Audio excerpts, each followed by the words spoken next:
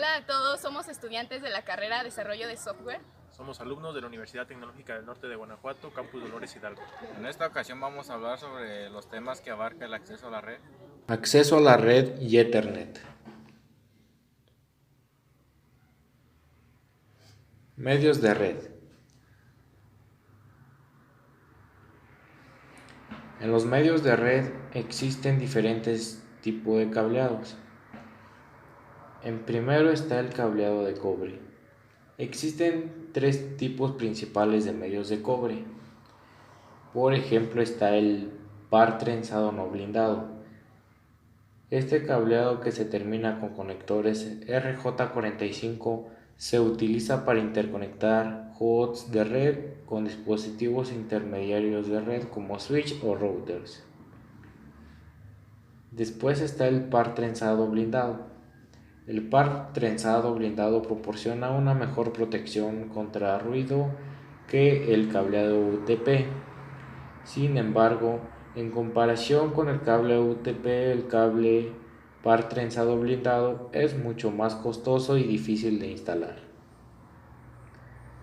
Después está el cable coaxial.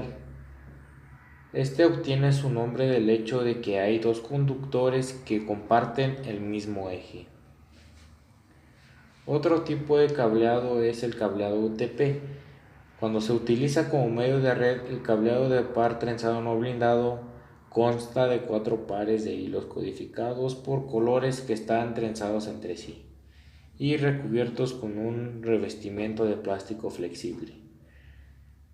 Algunos tipos de cable UTP son cable directo de Ethernet, cable cruzado Ethernet y el cable de consola. También podemos encontrar lo que es el cableado de fibra óptica. Esta transmite datos a través de distancias más extensas y a anchos de banda mayores que cualquier otro. La fibra óptica se compone de dos tipos de vidrio, núcleo y revestimiento, y un blindaje exterior de protección. Los cables de fibra óptica pueden clasificarse en dos tipos: fibra óptica monomodo o fibra óptica multimodo. Y por último encontramos el medio inalámbrico. Los medios inalámbricos transportan señales electromagnéticas que representan los dígitos binarios de las comunicaciones de datos mediante frecuencias de radio y de microondas. Tipos de medios inalámbricos son Wi-Fi, Bluetooth o Wi-Fi Max.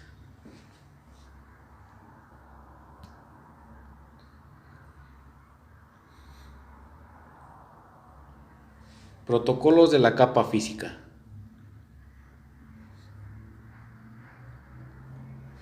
La capa física de OSI proporciona los medios de transporte de los bits que conforman una trama de la capa de enlace de datos a través de los medios de red. Esta capa acepta una trama completa desde la capa de enlace de datos y la codifica como una secuencia de señales que se transmiten en los medios locales.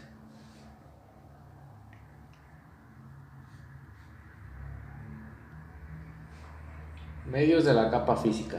Existen tres formatos básicos de medios de red. La capa física produce la representación y las agrupaciones de bits para cada tipo de medio de la siguiente manera. En primero está el cable de cobre, que las señales son patrones de pulsos eléctricos, y en el cable de fibra óptica las señales son patrones de luz. Mientras tanto, en la conexión inalámbrica las señales son patrones de transmisiones de microondas.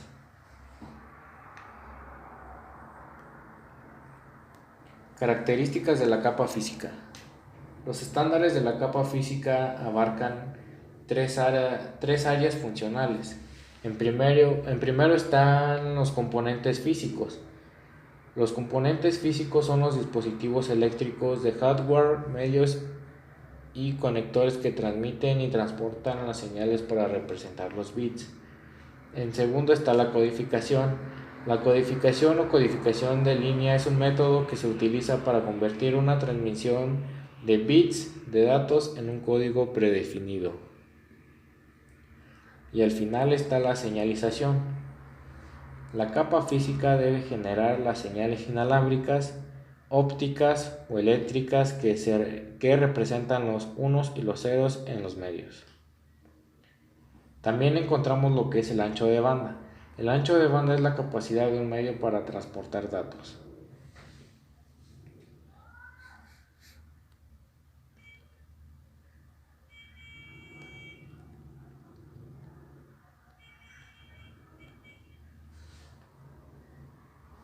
Protocolos de la capa de enlace de datos. Esta es responsable de lo siguiente. Permite a las capas superiores acceder a los medios. Acepta paquetes de la capa 3 y los empaqueta en tramas. Prepara los datos de red para la red física. Controla la forma en que los datos se colocan y reciben en los medios. Intercambia tramas entre los nodos en un medio de red físico, como UTP o fibra óptica. Recibe y dirige paquetes a un protocolo de capa superior. Y por último, lleva a cabo la detección de errores. La capa de enlace de datos se divide en dos subcapas. La primera es el control de enlace lógico. Otro de los temas que abarca el acceso a la red y Ethernet es el control de acceso al medio y el protocolo de Ethernet. Dentro del control de acceso al medio se encuentran las topologías. Las topologías de una red es la configuración o relación de los dispositivos de red y las interconexiones entre ellos. Las topologías LAN y WAN se pueden ver de dos maneras: topologías físicas y topologías lógicas. Las topologías físicas se refieren a las conexiones físicas e identifica cómo se interconectan los terminales de los dispositivos de una infraestructura, como los routers, los switches y los puntos de acceso inalámbrico. Las topologías físicas generalmente son de punto a punto o en estrella. Las topologías lógicas se refieren a la forma en que una red transfiere tramas de un nodo al siguiente. Esta disposición consta de conexiones virtuales entre los nodos de una red y los protocolos de capa de enlace de datos. Definen de estas rutas de señales lógicas.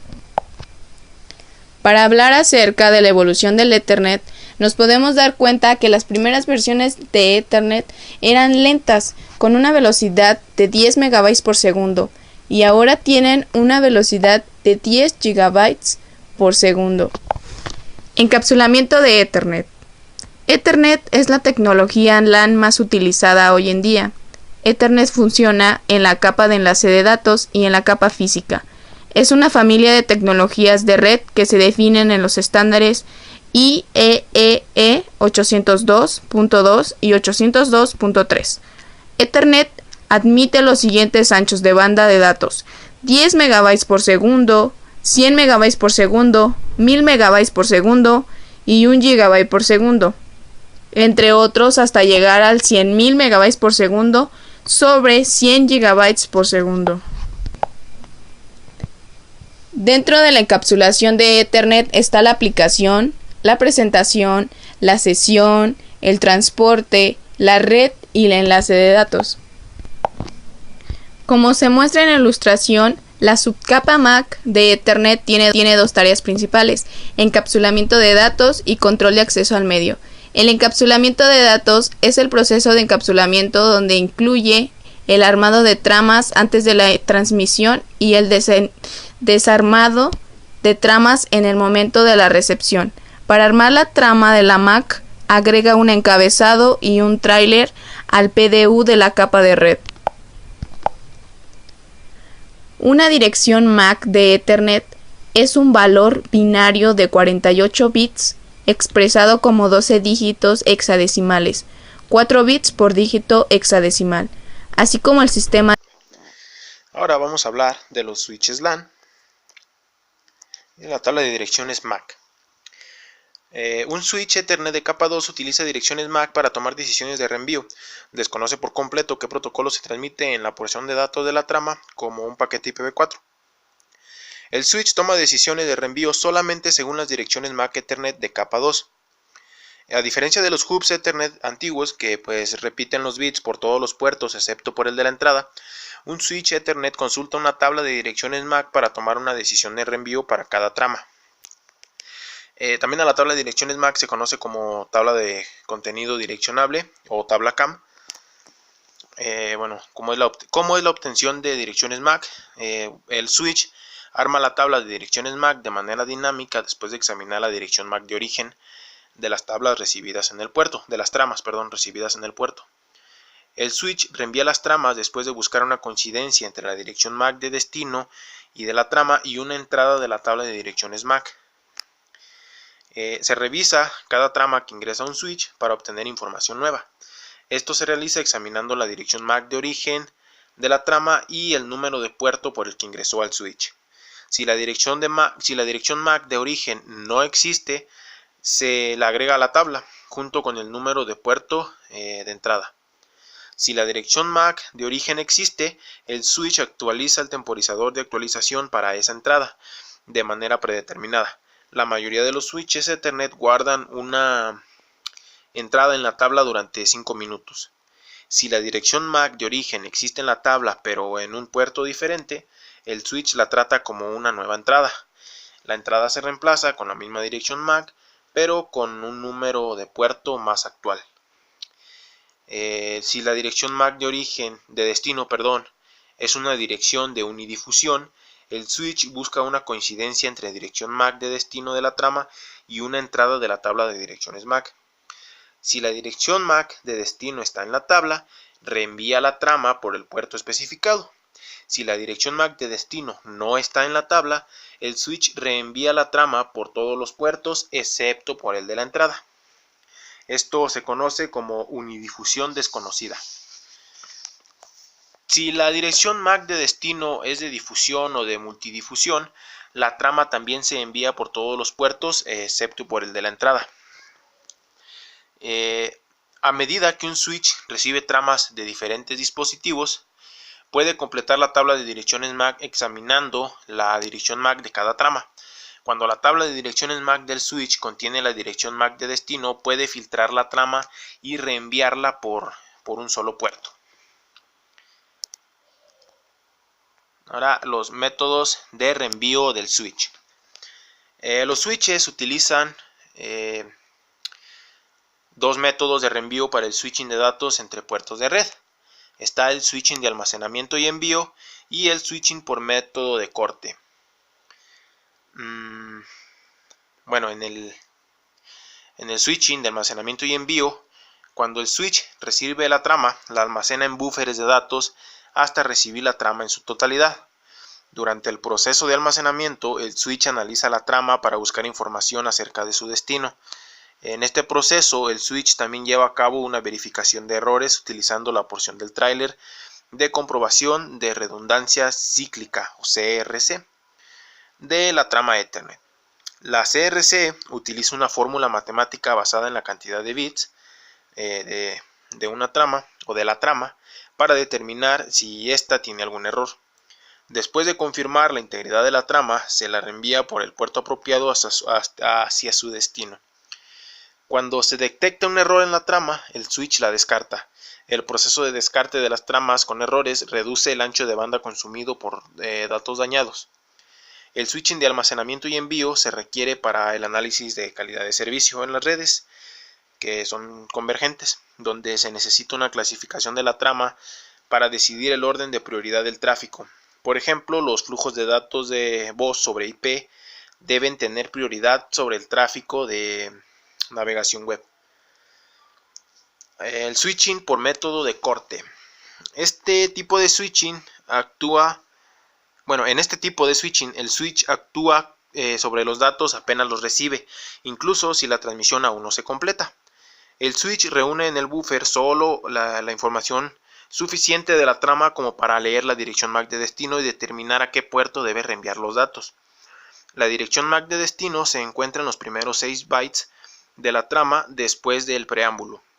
El switch busca la dirección MAC de destino en la tabla de switching, determina el puerto de la interfaz de salida y reenvía la trama a su destino mediante el puerto de switch designado. El switch no lleva a cabo ninguna verificación de errores en la trama. Hay dos variantes del switching por método de corte. Está el switching de reenvío rápido. Este método ofrece el nivel de latencia más bajo. El switching de envío rápido reenvía el paquete inmediatamente después de que se lee la dirección de destino. Como el switching de reenvío rápido comienza a reenviar el paquete antes de recibirlo por completo, es posible que a veces los paquetes se distribuyan con errores. Esto no sucede frecuentemente y el adaptador de red de destinos descarta el paquete defectuoso al recibirlo. En el método de reenvío rápido, la latencia se mide desde el primer bit recibido hasta el primer bit transmitido. El switching de reenvío rápido es el método de corte típico. Y bueno, la otra variante es el switching libre de fragmentos. En este método el switch almacena los primeros 64 bytes de la trama antes de reenviarla. El switching libre de fragmentos se puede ver como un punto medio entre el switching de almacenamiento y envío y el switching por método de corte. El motivo por el que el switching libre de fragmentos almacena solamente los primeros 64 bytes de la trama es que la mayoría de los errores y las colisiones de la red se producen precisamente en esos primeros 64 bytes. El switching libre de fragmentos intenta mejorar el switching de reenvío rápido al realizar una pequeña verificación de errores en los 64 bits de la trama para asegurar que no haya ocurrido una colisión antes de reenviarla. Este método de switching es un punto medio entre la alta latencia y la alta integridad del switching de almacenamiento y envío, y la baja latencia y la baja integridad del switching de reenvío rápido. Algunos switches están configurados para realizar el switching por método de corte en cada puerto hasta alcanzar un umbral de errores definido por el usuario, y luego cambiar automáticamente al switching de almacenamiento y envío. Si el índice de error está por debajo del umbral, el puerto vuelve automáticamente al switching por método de corte. Un switch Ethernet puede usar una técnica de almacenamiento en buffer para almacenar tramas antes de enviarlas. El almacenamiento en buffer también se puede utilizar cuando el puerto de destino está ocupado debido a una congestión. En este caso, el switch almacena la trama hasta que se pueda transmitir. En el buffer está el buffer de memoria basada en el puerto. En el buffer de memoria basada en el puerto, las tramas se almacenan en colas conectadas a puertos de entrada y de salida específicos. Una trama se transmite al puerto de salida una vez que todas las que están delante de ella en la cola se hayan transmitido correctamente. Y también está el buffer de memoria compartida, que deposita todas las tramas en un buffer de memoria común que comparten todos los puertos del switch. La cantidad de memoria de buffer que requiere un puerto se asigna de forma dinámica. Las tramas que están en el buffer se enlazan de forma dinámica al puerto de destino. Esto permite que se pueda recibir el paquete por un puerto y que se pueda transmitir por otro sin necesidad de colocarlo en otra cola.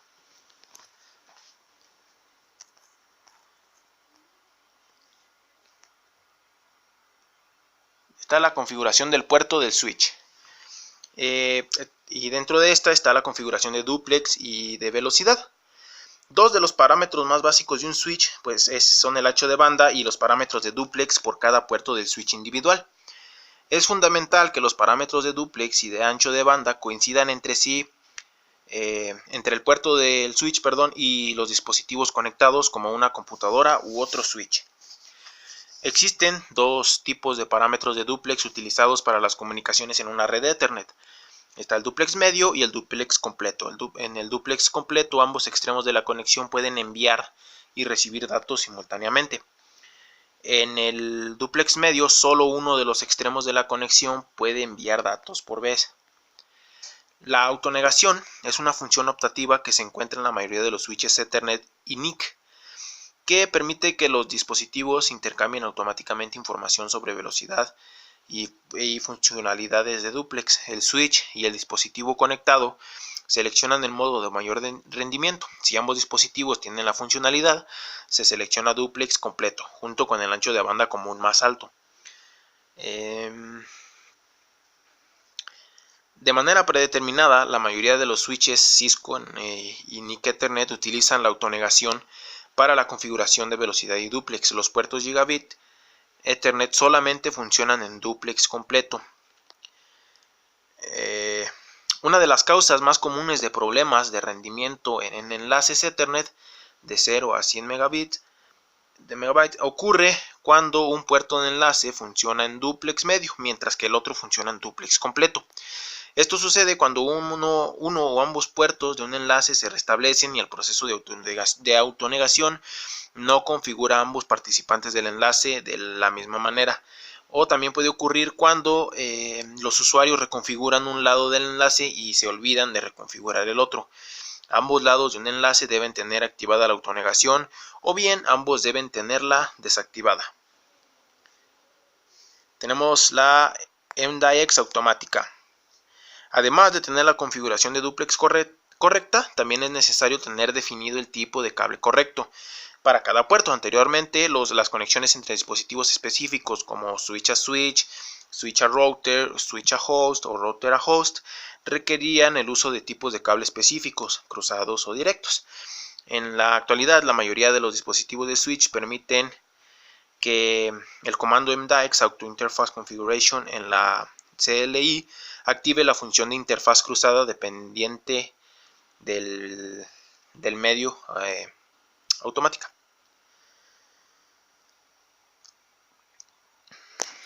Ok, ahora tenemos los protocolos de resolución de direcciones. Primero tenemos lo que son la MAC, la dirección MAC y la dirección IP. Hay dos direcciones primarias asignadas a un dispositivo en una LAN Ethernet. Está la dirección física, que es la dirección MAC. Esta se utiliza para comunicaciones de NIC Ethernet a NIC Ethernet en la misma red. Está la dirección lógica o dirección IP, que se utiliza para enviar el paquete de origen inicial al destino final.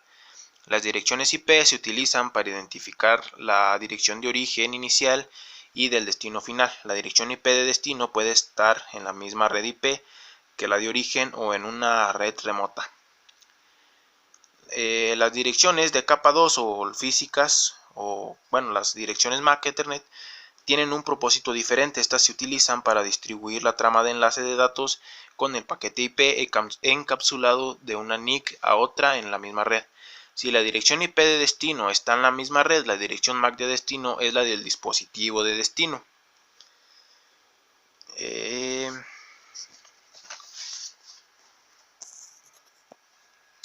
Ahora vamos. Bueno, aquí es cómo se asocian las direcciones IPv4 de los paquetes IPv4 en un flujo de datos como las direcciones MAC en cada enlace a lo largo de la ruta hacia el destino. Bueno, pues esto se realiza mediante un proceso llamado protocolo de resolución de direcciones o ARP. Es de lo que les voy a hablar. Bueno, para comprender lo de la ARP es necesario hablar de la red remota de destino. Cuando la dirección IP de destino está en una red remota, la dirección MAC de destino es la dirección de la puerta de enlace predeterminada del host. Si utilizamos, por ejemplo, una analogía de correo postal, sería similar a cuando una persona lleva una carta a la oficina postal y bueno, pues todo lo que tiene que hacer es llevar la carta a la oficina y pues a partir de ese momento ya se vuelve responsabilidad de la oficina postal reenviar la carta al destino final. Las direcciones MAC Ethernet y las direcciones IPv4 o IP envían un paquete IP al servidor web en una red remota. Ya los routers examinan la dirección de destino para determinar la mejor ruta para reenviar el paquete. O sea, esto es similar a la manera en que el servicio postal reenvía el correo según la dirección del destinatario. Cuando el router recibe una trama Ethernet, desencapsula la información de capa 2 por medio de la dirección IP de destino. Determina el dispositivo del siguiente salto y desencapsula el paquete IP en una nueva trama de enlace de datos para la interfaz de salida. Junto con cada enlace en una ruta se desencapsula un paquete IP en una trama específica para la tecnología de enlace de datos particular relacionada con este enlace. como Ethernet. Si el dispositivo del siguiente salto es el destino final, la dirección MAC de destino es la de la NIC Ethernet del dispositivo. Ahora sí, vamos a hablar del protocolo de resolución de direcciones o ARP. Hay que recordar que cada dispositivo que tiene una dirección IP en una red de Ethernet también tiene una dirección MAC. Cuando el dispositivo envía una trama de Ethernet, esta contiene dos direcciones. Está la dirección MAC de destino, que es la dirección MAC de la NIC Ethernet, que es la dirección del destino final o del router. Y está la dirección MAC de origen, que es la dirección MAC de la NIC Ethernet del remitente. Para determinar la dirección MAC de destino, el dispositivo utiliza ARP, que proporciona dos funciones básicas: la resolución de direcciones IPv4 a direcciones MAC y el mantenimiento de una tabla de asignaciones. ¿Cuáles son las funciones de la ARP? Está como habíamos dicho, está la resolución de direcciones IPv4 a direcciones MAC. Cuando se reenvía un paquete a la capa de enlace de datos para encapsularlo en una trama de Ethernet, el dispositivo consulta una tabla en su memoria para encontrar la dirección MAC que está asignada a la dirección IPv4. Esta tabla se denomina tabla ARP o caché ARP. La tabla ARP se almacena en la RAM del dispositivo. El dispositivo emisor busca en su tabla ARP la dirección IPv4 de destino y la dirección MAC correspondiente. Si la dirección IPv4 de destino del paquete está en la misma red que la dirección IPv4 de origen, el dispositivo busca la dirección IPv4 de destino en la tabla ARP. Si la dirección IPv4 de destino está en una red diferente que la dirección IPv4 de origen, el dispositivo busca la dirección IPv4 de la puerta de enlace predeterminada. En ambos casos se realiza una búsqueda de la dirección IPv4 y de la dirección MAC correspondiente para el dispositivo. En cada entrada o fila de la tabla ARP se enlaza una dirección IPv4 con una dirección MAC, que llamamos asignación, a la relación entre dos valores. Simplemente se refiere a que se puede localizar una dirección IPv4 en la tabla y averiguar la dirección MAC correspondiente. La tabla ARP almacena temporalmente en caché la asignación para los dispositivos de la LAN. Si el dispositivo localiza la dirección IPv4, se utiliza la dirección MAC correspondiente como la dirección MAC de destino de la trama. Si no se encuentra ninguna entrada, el dispositivo envía una solicitud de ARP. Para cada dispositivo, un temporizador de memoria caché ARP elimina las entradas de ARP que no se hayan utilizado durante un periodo especificado. El temporizador varía según el sistema operativo del dispositivo. Por ejemplo, algunos sistemas operativos Windows almacenan entradas de ARP en la memoria caché durante 2 minutos.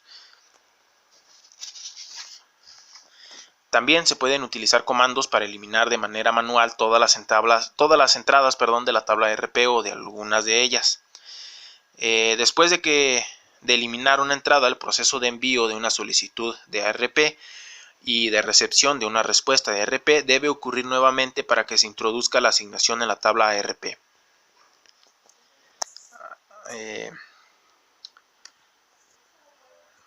En un router Cisco se utiliza el comando show IP ARP para visualizar la tabla ARP.